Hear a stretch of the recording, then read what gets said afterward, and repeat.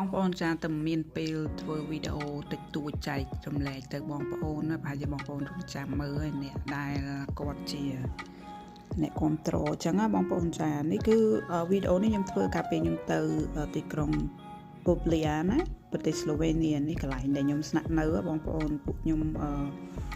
គម្រោងជួលផ្ទះហ្នឹង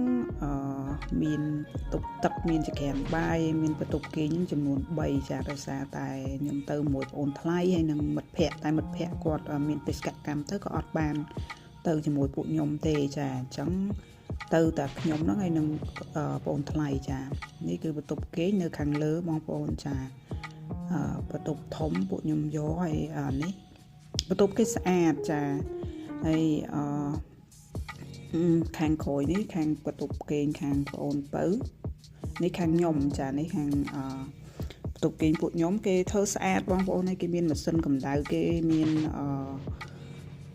មានវារងដាននៅខាងមុខអីចឹងណាបងប្អូនយើងមើលឃើញផ្ទះអ្នកភូមិគេមានអីស្អាតតែហើយប្រទេសហ្នឹងដូចខ្ញុំធ្លាប់ជំរាបជូនបងប្អូនចឹងសម្បូរភ្នំណាចាសម្បូរភ្នំមែនតើ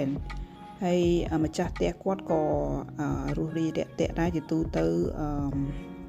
ប្រទេសនៅបាល់កាន់ហ្នឹងគឺមិនសូវជារស់រីរាក់ទាក់ប្រហែលទេហើយនេះបន្ទប់ខាងក្រោមគឺនៅ living room ហើយនិង kitchen ណាបងប្អូនចា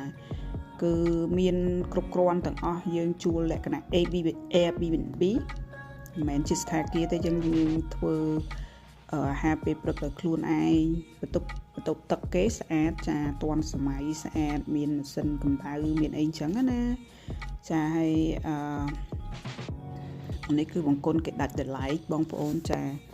ពួកខ្ញុំ share cost ជាមួយគ្នាអញ្ចឹងព្រោះនៅប្រទេសអឺរ៉ុបនេះគឺថាជួលស្ថានភាពថ្លៃបងប្អូនអញ្ចឹងពួកខ្ញុំសម្រាប់ចិត្តថាជួល Airbnb ហើយ share គ្នាទៅអញ្ចឹងណាបានធូរថ្លៃបន្តិចហើយមុនថ្ងៃខ្ញុំមកហ្នឹងគឺមានធ្លាក់ព្រិលចានេះខាងក្រោយ